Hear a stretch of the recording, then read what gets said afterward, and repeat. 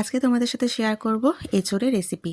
তো দেখো, প্রথমে আমি এঁচোড়টা কেটে নিয়ে এঁচোড়ের আলুটা ভালো করে সেদ্ধ করে নিয়েছি। তারপর কড়াইয়ে তেল গরম করে নুন হলুদ দিয়ে একটু এঁচোড়টাকে ভেজে নেব, তাহলে খেতে খুব সুন্দর হয়।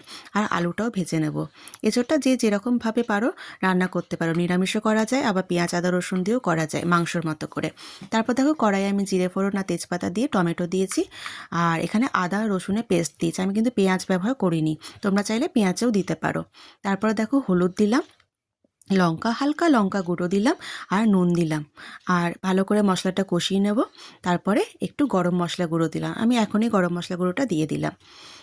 তারপরে এঁচোড়টা দিয়ে ভালো করে কষিয়ে নেব, আলুটা দিয়েও ভালো করে কষিয়ে নিয়ে আমি এখানে গরম জল ব্যবহার করলাম। যে কোনো রান্নাতে গরম জল দিলে কিন্তু খেতে খুব সুন্দর হয়।